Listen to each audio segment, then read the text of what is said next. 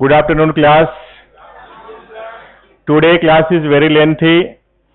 So many topic is there. Myasthenia gravis, Lambert's Eaton syndrome, red fiber, white fiber, isotonic, isometric energy, myopathy और question. ठीक है. A 42-year-old woman present to her primary care physician for fatigue.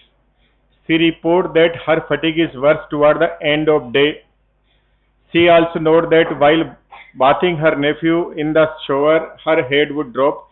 At times when she is watching television or reading a book, she see double.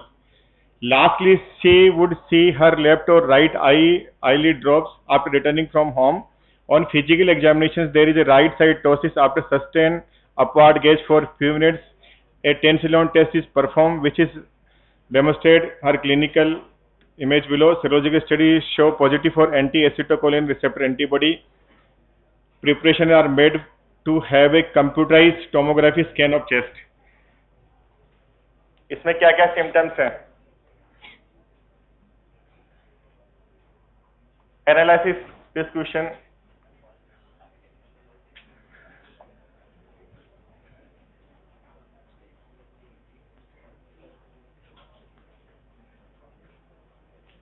First, 42-year-old woman.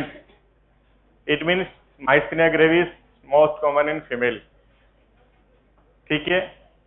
This middle age group, complaint of fatigue, यानी इसमें primary complaint आपके पास क्या रहेगी? Fatigue, neuromuscular junction का transmission आपके पास नहीं हुआ.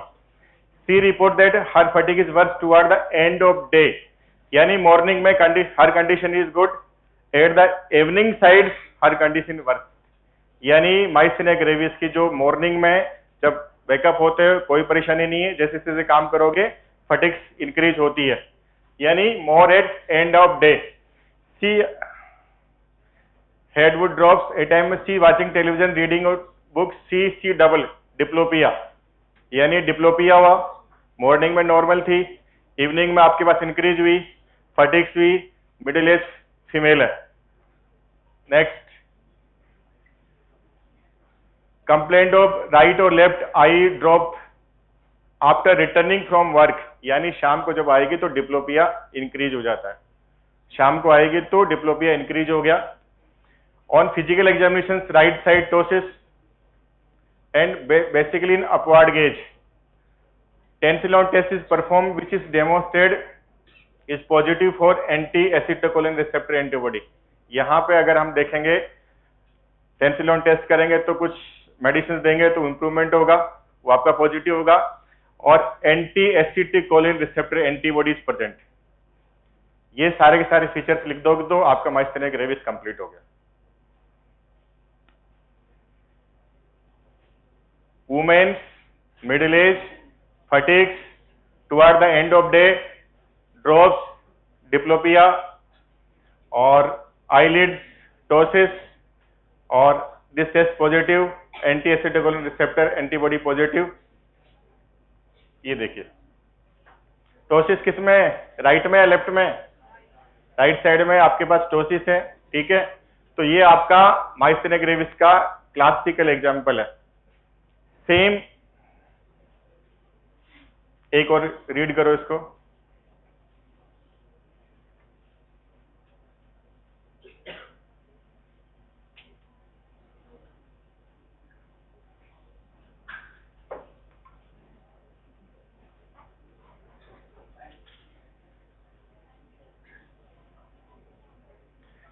"40-year-old man present with increasing muscle weakness", यानी मेल के अंदर मिडिल एज में मसल वीकनेस.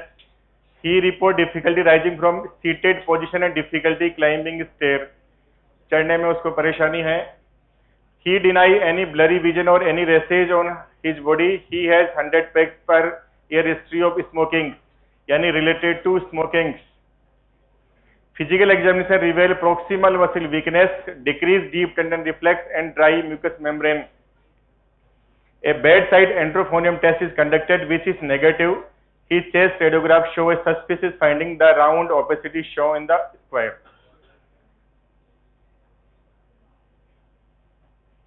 क्या समझ में आया? Second question is Lambert Eaton syndrome. दोनों में डिफरेंस क्या क्या है? अगर क्वेश्चंस पढ़ा है तो डिफरेंस भी हो जाएगा, शॉर्ट नोट दोनों आते हैं, दोनों आपके कवर हो जाएंगे। This is motor neurons, motor end plates, pre synaptic, synaptic cleft और पोस्ट सिनेप्टिक।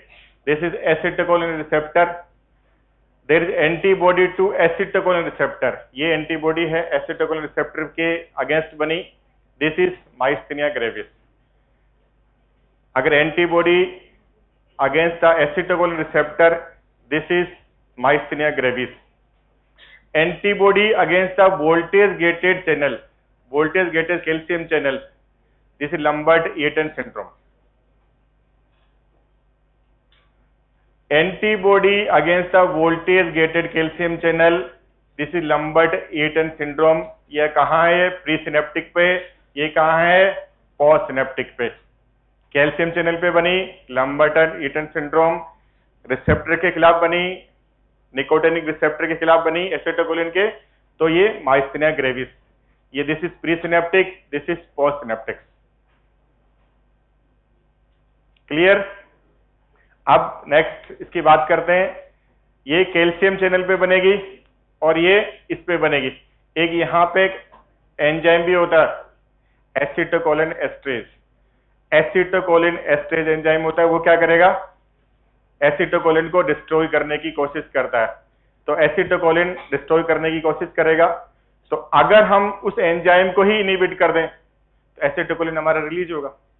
तो एंड्रोफोनियम में अपन क्या कर रहे हैं? उस एंजाइम को इनहिबिट कर रहे हैं। एंजाइम को इनहिबिट कर रहे हैं तो क्या होगा? एसिटाइलकोलिन आपके पास रिलीज होगा, न्यूरोमस्कुलर जंक्शन आपका नॉर्मल कॉन्ट्रैक्शन करेगा और आपकी फटीबिलिटी, टोसिस और वीकनेस आपकी खत्म हो जाएगी।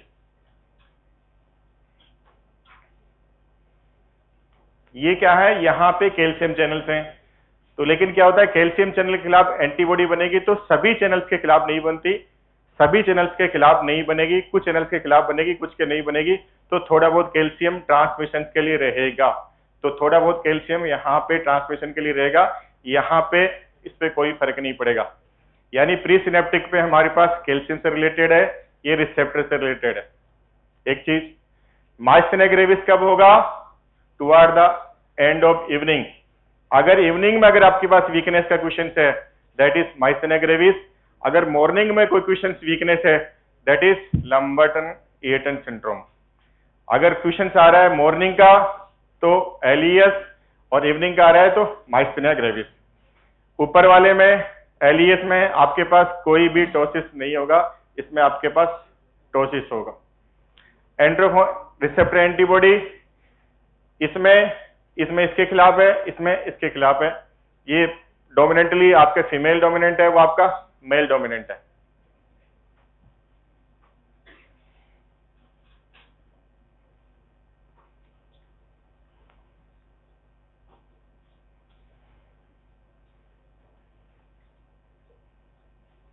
The most commonly caused by autoantibody to acetylcholine receptor in the post-junction membrane of neuromuscular junctions.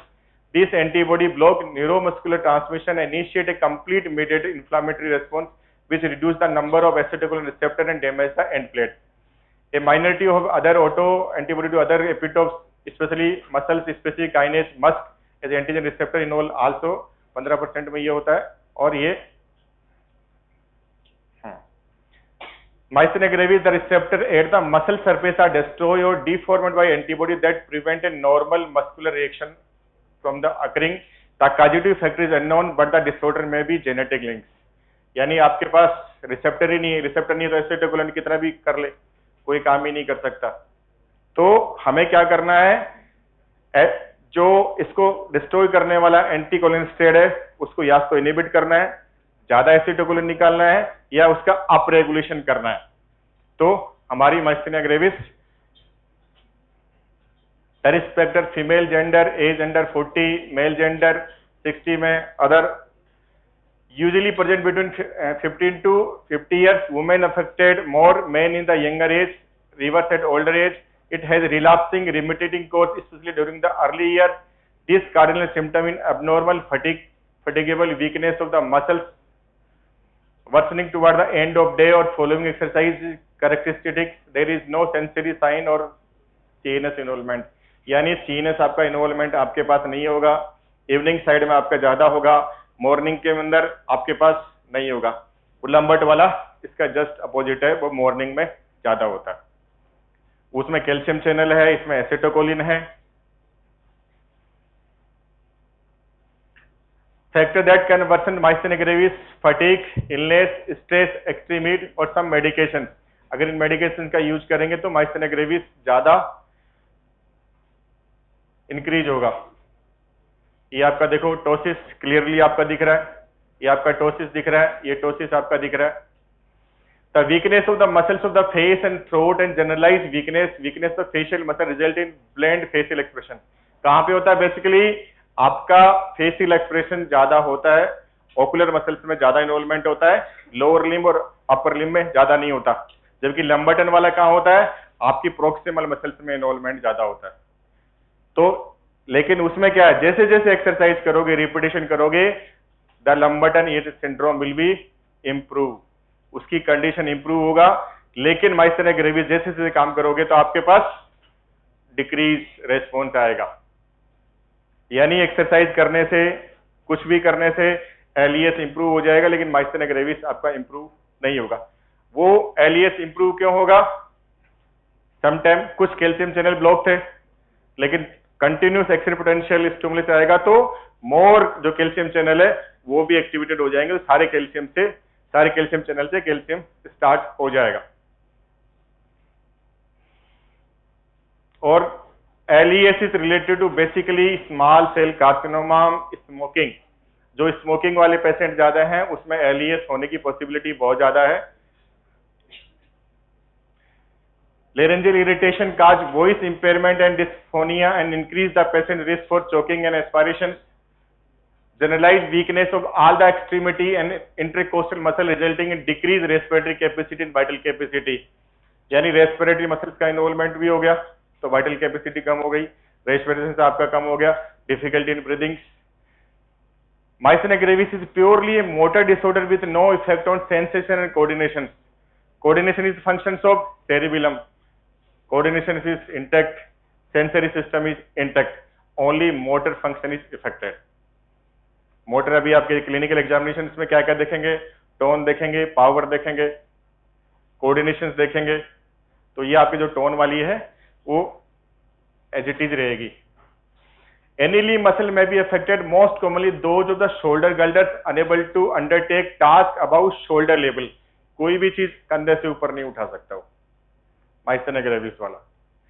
Respiratory muscle में be involve and respiratory failure is the not uncommon cause of death, may be first presentation in which case the diagnosis difficult. Aspiration में अगर if the काफी sudden weakness from the cholinergic और myasthenia gravis भी ventilation support चाहिए। ये क्या है? Diagnostic test. इसमें क्या किया अपन ने? एंट्रोफोनियम दिया, उसने क्या है? Temporary improvement, edrophonium test is positive. उससे क्या है? जो एंजाइम डिस्ट्रक्ट करता है वो एंजाइम आपका काम नहीं करेगा और एसिटाइलकोलिन आपका एज इट इज आता रहेगा। Injection of chemical edrophonium 10-11 may result in sudden also temporary improvement in the muscle strength, an indication that patient may have myasthenia gravis। ये edrophonium test is positive in this और LES में ये test आपका negative होगा। The blood test may reveal the presence of abnormal antibody that disturb the receptor site where nerve impulse signal muscles to go। यानी उसके खिलाफ antibody बन गई, आइस पैक से इंप्रूवमेंट हो जाएगा। रिपीटेटिव नर्व स्टिमुलेशन से क्या होगा? इवनिंग साइड के अंदर कंटिन्यू ज्यादा वीकनेस इंक्रीज होगी और पल्मोनरी फंक्शन टेस्ट सारे के सारे डिरेंज हो जाएंगे। द मेडिकेशन, ये आपने क्या दिया? उस एंजाइम को इनहिबिट कर दिया, एसिटाइलकोलिन थोड़ा बहुत अवेलेबल रहेगा, कोर्टिकोस्टेरॉइड दे दिया और इम्यूनोसप्रेसेंट दे दिया, तो इम्यूनिटी आपकी इंप्रूवमेंट होगी। और ये प्लाज्माफेरेसिस, अगर कोई एंटीबॉडी है तो प्लाज्माफेरेसिस से अपन एंटीबॉडी रिमूव कर सकते हैं। सर्जिकल में क्या हुआ? थाइमस ग्लैंड को निकाल दो, जो एंटीबॉडी का काम करेगी, तो थाइमस को ही अपन निकाल सकते हैं।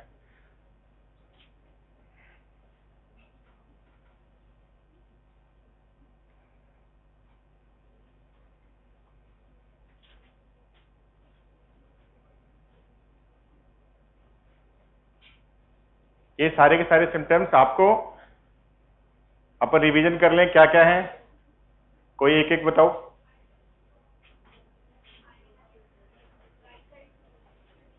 राइट साइड लेफ्ट साइड कोई भी हो सकता है। Ptosis, diplopia, fatigues at the evening, female dominance, और एक्सरसाइज के साथ इंक्रीज होगा। टेस्ट में क्या पॉजिटिव आएगा, टेंसिलॉन टेस्ट पॉजिटिव, और वो रिसेप्टर पे एंटीबॉडी आपको मिल जाएगी। ट्रीटमेंट क्या करेंगे उसका, कॉर्टिकोस्टेरॉइड दे देंगे, इम्यूनोसप्रेसेंट दे देंगे, और एंड्रोफोनियम के अलावा एंड्रोफोनियम की तुलना में हम पेरोडक्सिन देंगे। वो क्या करेगा, इंप्रूवमेंट करेगा इसका, क्योंकि वो लॉन्ग एक्टिंग है थोड़ा, पेरोडक्सामाइन। Then next,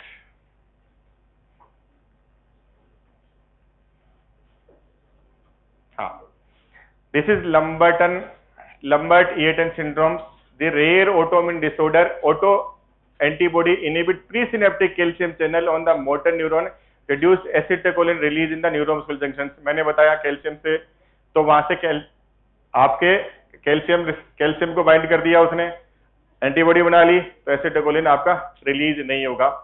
muscle weakness improve temporarily after repeated muscle use. उसमें क्या हो रहा था, रिपीटेड यूज करने से मसल वीकनेस इंक्रीज हो रही थी, इसमें there is a improvement temporarily after repeated muscle use. क्यों, इनिशियली केवल कुछ कैल्शियम चैनल ब्लॉक थे, जब बार बार में आप एक्शन पोटेंशियल जनरेट करोगे तो बाकी कैल्शियम से एसिटाइलकोलिन रिलीज होने का काम होगा। Mostly affected somatic nervous system, can also affect autonomic nervous system. Myasthenia gravis में ऑटोनोमिक नर्वस सिस्टम इन्वॉल्वमेंट नहीं होता, इसमें ऑटोनोमिक नर्वस सिस्टम भी इन्वॉल्वमेंट होता है। Middle age adult, B cell produce antibody that target block voltage gated calcium channel located presynaptically on motor neurons. Only few unbound channels available to open, allow calcium, decrease calcium within neurons, insufficient trigger, decrease acetylcholine release। उसके बाद में acetylcholine, ये सारे के सारे इसकी pathology बता दिया इसने। On repeated stimulation by brain's electric impulse, enough calcium might get through remaining unbound calcium channel, acetylcholine release और muscle contraction start होगा।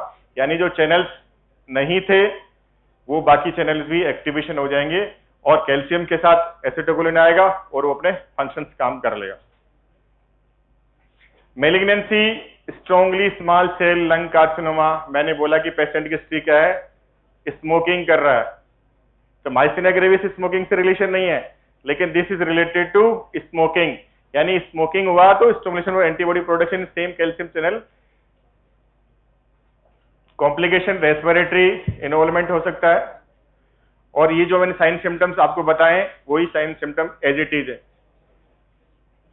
यानी warming up phenomena, repeated muscle use, weakness temporary relieve, reflex बता दिया इसने, small ocular muscles involvement हो गया, और last में रेस्पिरेटरी मसल्स इन्वॉल्वमेंट भी होगा। दैट इज डिफरेंस, इसको देख लो एक बार।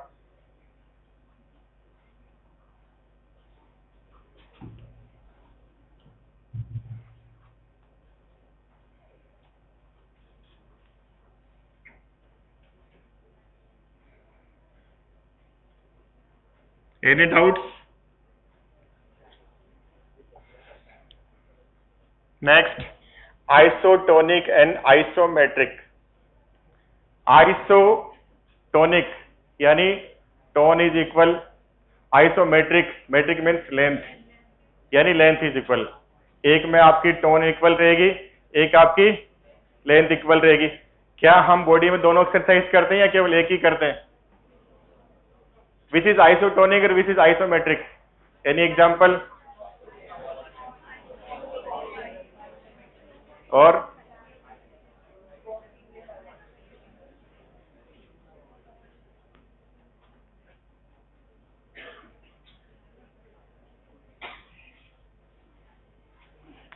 exercise isometric, muscle length remains same, no external work done, static exercise pushing against the wall. This is isometric, यानी length is equal. Isotonic, muscle length change, external work is done, dynamic exercise, walking, jogging, jumping. Which is more important? Isotonic अपन ज्यादा काम कर रहे हैं, और isometric क्या होता है? दिस इज आइसोमेट्रिक, यानी एक ही पर्सन अगर पुशअप लगा रहा है तो ये आइसोमेट्रिक हो रही है और ये कॉन्ट्रैक्शन के साथ आइसोटोनिक हो रही है। सेम टाइम पे दोनों चीजें हो रही है, आइसोटोनिक भी आइसोमेट्रिक भी, बोथ आर इंपॉर्टेंट।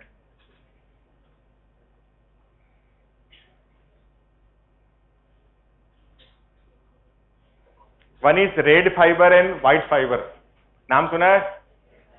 क्या काम करता है?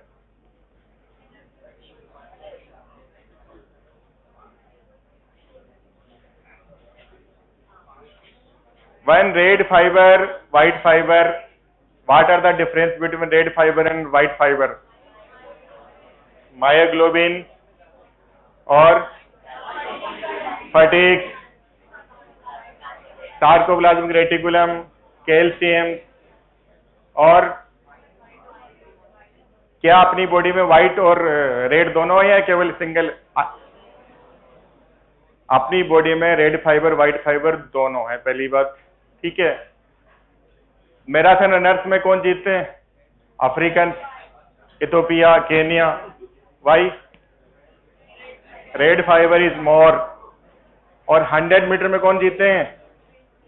उसेन बोल्ट, 100 मीटर के लिए। यानी this is slow twist fibre, ये मैराथन रनर है दुबले पतले से, और ये आपकी फास्ट ट्विस्ट फाइबर है। यानी अगर फास्ट रनिंग करनी है 100 मीटर, 200 मीटर, 400, तो आपको पास कौन सी चाहिए? व्हाइट फाइबर की रिक्वायरमेंट है। और अगर आपको लॉन्ग रन करना है मैराथन, हाउ मेनी किलोमीटर, कितने किलोमीटर की होती है? 41 किलोमीटर। 41 किलोमीटर अगर मैराथन होता है तो उसके लिए आपको रेड फाइबर चाहिए।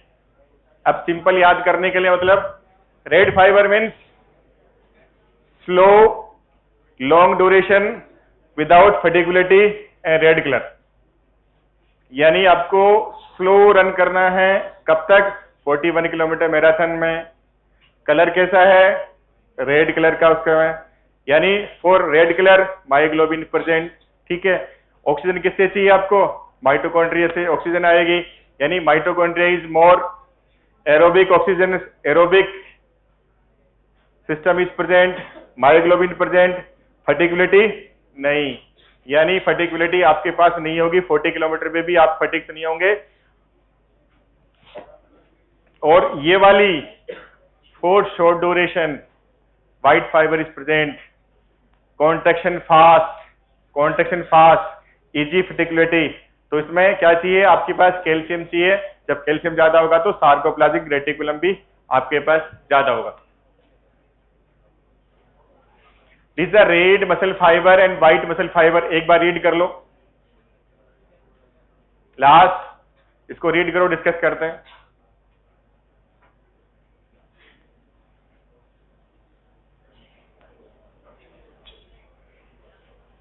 एग्जाम्पल मैराथन रनर और 100 मीटर से याद करोगे, याद हो जाएगा।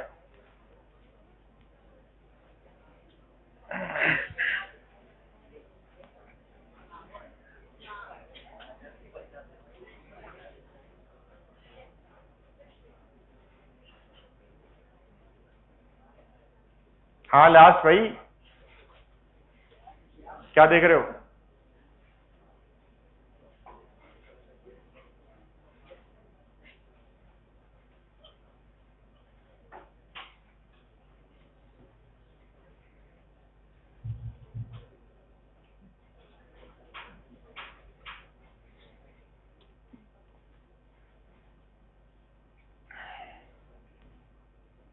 What are the basic requirement for marathon runner? That is red fiber. Red fiber, myoglobin. Due to presence of myoglobin, this is dark red color. Myoglobin bind and store oxygen as oxymoglobin in the red fiber. Oxymoglobin release oxygen for utilization during muscle contraction. यानी myoglobin व oxygen का काम हो गया, और energy देने के लिए आपके पास माइटोकॉन्ड्रिया प्रेजेंट है। फटिगुलिटी नहीं होगी क्योंकि 40-50 किलोमीटर तक अपन जा सकते हैं। कॉन्ट्रैक्शन स्लो पर लॉन्ग ड्यूरेशन, और एंडुरेंस बहुत ज्यादा होता है इनका। Red muscles have less sarcoplasmic reticulum, अगर लेस सार्कोप्लाज्मिक रेटिकुलम आपके पास कैल्शियम भी कम है, यानी इस वाले पोर्शन में आपके पास कैल्शियम ज्यादा है। माइटोकॉन्ड्रिया है तो आपके पास एनर्जी देने के लिए ब्लड कैपिलरी चाहिए, फटाफट एनर्जी मिलेगी तभी वो काम कर पाएगा। अब ये थकेगा नहीं, it means decrease lactic acid, उसमें क्या वो जल्दी थक जाएगा तो लैक्टिक एसिड जल्दी डिपॉजिट हो जाएगा, ठीक है। This muscle fibre have slow rate of contraction for long period, यानी दिस इज स्लो रेट पर लॉन्ग ड्यूरेशन, इंडोरेंस अच्छा रहेगा, फटिगिलिटी भी नहीं आएगी, माइटोकॉन्ड्रिया भी आपके पास रहेगा, और रेड कलर के होंगे ये वाले आपके white muscle fibre, this is large diameter, ये लार्ज डायमीटर है यानी स्पेस ज्यादा घेरेंगे, ये वाले स्पेस कम घेरेंगे। आया समझ में? यानी मैराथन रनिंग के लिए अपन को रेड फाइबर की रिक्वायरमेंट है और 100 मीटर के लिए अपन को व्हाइट फाइबर की रिक्वायरमेंट है। अब 100 मैराथन के लिए अपन को क्या क्या चाहिए वो अपन को इजीली है, इजीली अंडरस्टैंडेबल है।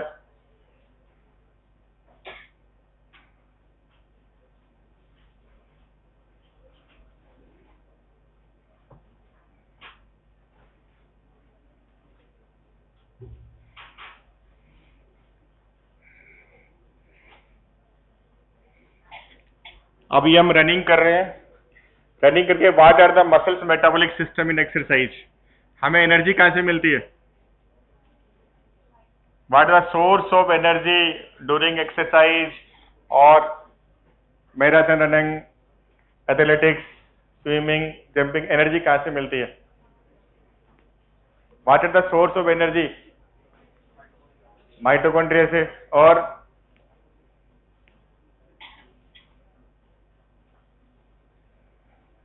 Any idea? Muscles metabolic systems, आपके पास 3 सिस्टम है muscles metabolic system, one is phosphocreatine system, second glycogen lactic acid system, third is aerobic system. सबसे पहले एनर्जी किससे मिलेगी तीनों में से? फर्स्ट फ्यू सेकेंड्स एनर्जी किस सिस्टम से मिलेगी? ग्लाइकोजन लैक्टिक एसिड से, और कुछ तो बताओ, गलत निकलेगा और तो क्या? एरोबिक से नहीं, for short duration, for first few seconds we get energy from this phosphocreatine system, initially few seconds we get energy from this system, for longer duration के लिए एरोबिक सिस्टम और मिडिल ड्यूरेशन के लिए glycogen. The phosphate systems first 10 seconds, glycogen lactic acid 1.3 to 1.6 और aerobic systems unlimited times, जब तक आप में जान है, जब तक जान है, एनर्जी है, स्टोर है, तब तक आप एरोबिक सिस्टम यूज कर सकते हो। और इनिशियली यानी 100 मीटर रेस में आपके पास ये वाली एनर्जी काम आएगी, बीच वाले में ही आएगी और लास्ट में ही आएगी। The phosphocreatinin systems, also known as creatine phosphate system, creatine phosphate high energy 10,300 calorie per mole. Most muscles have 2 to 4 times as much phosphocreatinin as ATP. Combined amount of cell ATP and phosphocreatinin are called phosphane energy systems. Energy from phosphane system is used for maximal short burst for muscle power. Source of energy use to cause muscle contraction, adenosine phosphate वाला हो गया। Amount of ATP present in the muscles, even the well trained athlete is sufficient to sustain maximum muscle power for only about 3 second, यानी आप 3 second 5 second में आपकी energy सारी खत्म हो जाएगी इस सिस्टम से। यानी आपको सेकेंड बैकअप चाहिए, ग्लाइकोजन बैकअप चाहिए, और फिर ग्लाइकोजन का एग्जॉस्ट हो जाएगा तो आपको एरोबिक सिस्टम चाहिए। एरोबिक के लिए जितना हमारे पेट में स्टोर है, न्यूट्रिशन है, वो आपका कन्वर्ट होता जाएगा और अपना वर्क करता जाएगा until unless न्यूट्रिशन खत्म नहीं हो। Therefore, except for few seconds at a time, it is essential that new ATP be formed continuously even during the performance of the short athletic event. Aerobic system में क्या हुआ? The oxidation of foodstuffs, glucose, fatty acid, amino acid in mitochondria to provide energy release tremendous amount of energy used to convert AMP ATP into ATP required for prolonged period of athletics. यानी समझ में आ गया, short duration के लिए फाजेम है, medium के लिए glycolysis वाला है, और लॉन्ग ड्यूरेशन के लिए आपके पास एरोबिक है। यानी इफाजिन system, lactic acid, aerobic system, energy required हो गया, और ये मसल कॉन्ट्रैक्शन हो गया। ये देख लीजिए कौन कौन से स्पोर्ट्स में कौन कौन सी रिक्वायरमेंट है, कौन कौन से स्पोर्ट्स में कौन कौन सी रिक्वायरमेंट है। यानी फास्ट फेन सिस्टम 100 मीटर रेस के लिए, जंपिंग के लिए, weight lifting, diving, football dressage, और aerobic system 10,000 metre skating, marathon, cross country skiing और जॉगिंग। ठीक है,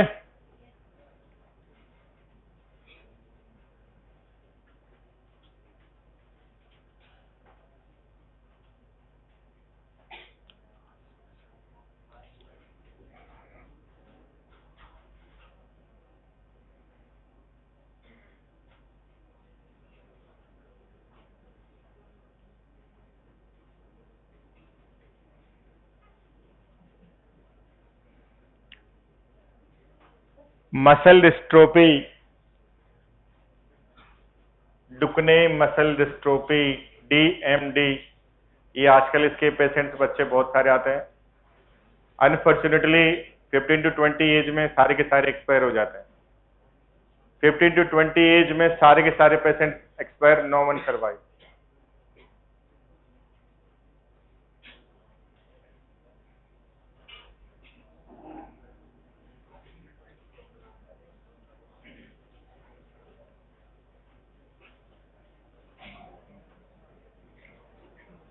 इसमें क्या होता है, एक बच्चा, उसकी काफ मसल्स की हाइपरट्रोफी हो जाती है, प्रोक्सिमल मसल्स वीकनेस हो जाती है, वो खड़ा नहीं हो सकता, वो सीढ़ियां नहीं चढ़ सकता, कोई एक्टिविटी नहीं कर सकता। तो वो खड़ा होने के लिए ऐसे दोनों हाथों का यूज करेगा और अपनी कमर को सीधा रखने की कोशिश करेगा। ऐसे वो खड़ा हो नहीं सकता। खड़ने उसके लिए कोई ना कोई सपोर्ट सिस्टम चाहिए, या ऐसे खड़ा होगा, फिर ऐसे खड़ा होगा, फिर ऐसे खड़ा होगा, फिर ऐसे खड़ा होगा, जबकि आप लोग बैठने के बाद में विदाउट सपोर्ट खड़े हो सकते हो। ये that is DMD, Duchenne muscle dystrophy. ये एक्स लिंकेड रिसेसिव फॉर्म है, 15 to 20 एज में खत्म हो जाता है, काफ मसल्स की हाइपरट्रोफी हो जाती है। तो जो स्ट्रेंथनिंग डिस्ट्रोफिन जीन है वो आपका, उसका म्यूटेशन स्टार्ट हो जाता है। तो जब मसल्स वीकनेस होगी तो respiratory muscles most common weakness होगी। तो रेस्पिरेटरी जितनी फंक्शंस है, क्या क्या वाइटल कैपेसिटी से लेके रेस्पिरेशन तक, वो आपके कोलैप्स हो जाएंगे, रेस्पिरेटरी पैरालिसिस हो जाएगा।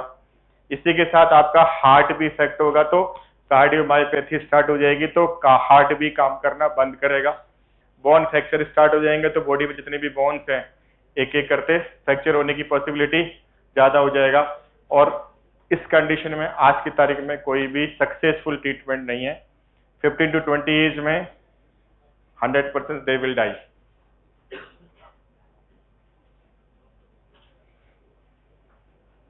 Inherent progressive myopathic disorder, X linked recessive forms, DMD is associated with most severe clinical symptoms, और इसी का एक फॉर्म है बेकर मस्कुलर डिस्ट्रोफी। अगर DMD का माइनर फॉर्म है वो बेकर वाला है। अगर पूछेंगे what is the minor form, तो Becker muscle dystrophy is a minor form caused by mutation of the dystrophin gene located on chromosomes 21. Muscle cell membrane damage related to loss of dystrophin may permit the pathological entry of extracellular calcium into muscle. इसकी वजह से क्या हो सकता है, वहां पे proteolysis हो जाता है, मसल्स की प्रोटीन सारी डैमेज हो जाती है, मसल वीकनेस हो जाती है। यहाँ पे हाइपरट्रोफी है लेकिन उसमें जान नहीं है। हाइपरट्रोफी तो हो रखी काफ मसल्स की, स्पेसिफिक काफ मसल हाइपरट्रोफी, पर उसमें बिल्कुल भी पावर नहीं है। The clinical onset of muscular weakness usually occur between 2 to 3 year of age. यानी जन्म के साथ ही बच्चा कैसे आइडेंटिफाई करेंगे, सब बच्चे 3 साल के 2 साल के चलने लग जाएंगे, लेकिन उसका बच्चा चल नहीं पाएगा और कुछ ना कुछ उसको वीकनेस होगी। माँ सोचे कि 1 साल बाद चलेगा, 2 साल बाद चलेगा, तब तक काफी देर हो चुकी होती है। और lower limb is more affected and proximal portion is more affected, यानी नीचे वाला पोर्शन ज्यादा इफेक्टेड है, proximal this is more affected. Proximal before distal limb muscles, lower before upper extremity, difficulty running, jumping, walking up steps, waddling gait और lumbar lordosis और pseudo hypertrophy of calf muscles। ये देखिए calf muscles का pseudo hypertrophy हो गई, बहुत ज्यादा आवाज नहीं पीछे। This is Gower signs. MCQ is Gower sign present in DMD. Patient use his hand and arm to walk up his own body from the squatting position due to lack of hip and thigh muscle strength, यानी hip muscles भी काम नहीं कर रही, thigh muscles भी काम नहीं कर रही, वो ऐसे उठेगा और पांव करके ऐसे उठेगा, स्टेप बाय स्टेप उठेगा, एक स्टेप में नहीं उठ सकता। ये देखिए, ये रखा, उसके बाद में उसने पूरा स्ट्रेंथ होने की कोशिश करी, उसने यहाँ पे सपोर्ट दिया, और ये Gowers sign positive. This is the MCQ questions और डीएमडी किस में होता है, डीएमडी के अंदर। ये देखिए, दिस इज क्लासिकल, ये नहीं खड़ा हो पा रहा। इंसिडेंट्स बॉयज के अंदर, despite high incidents of majority of children with DMD are relatively asymptomatic until late in disease course, probably because of their inability to exercise. Chronic respiratory insufficiency हो जाएगी, restrictive lung disease हो जाएगी। Around intellectual में ये mental retardation भी थोड़ा बहुत हो सकता है, ऑर्थोपेडिक्स में फ्रैक्चर स्टार्ट हो सकते हैं, स्कोलोसिस स्टार्ट हो सकती है, और मैलिग्नेंट हाइपरथर्मिया स्टार्ट हो सकता है। Typically how do you diagnosis? The diagnosis of the dystrophy is suspected based on characteristic age and sex, यानी छोटी उम्र में स्टार्ट हो जाएगा। Presence of symptoms and sign suggestive of myopathy process, marked increase serum creatinine kinase, ये आपका 10 to 20 times या इससे भी ज्यादा this enzyme is increase, serum creatinine kinase ये हो जाएगा। और इलेक्ट्रोमायोग्राफी में आपको मायोपैथी के चेंज आपको दिखाई देंगे, यानी मायोग्राफी हम देख सकते हैं, एंजाइम लेवल से क्रिएटिनिन काइनेज देख सकते हैं, क्लिनिकल फीचर देख सकते हैं, और वो माँ टिपिकल हिस्ट्री देगी कि वो बच्चा नहीं उठ पा रहा। Marked raised serum kinase level 10 to 20 times the upper limit of normal, और इसके लिए निडल मायोग्राफी करेंगे, मसल बायोप्सी करेंगे, पीसीआर कर सकते हैं, और मसल एमआरआई भी कर सकते हैं, और जेनेटिक एनालिसिस भी कर सकते हैं। मैनेजमेंट, इसका कोई मैनेजमेंट नहीं है, केवल only supportive treatment is there. जब तक जिंदा है हम सपोर्ट दे सकते हैं, एक लेवल के बाद में उसको एक्सपायर होना है।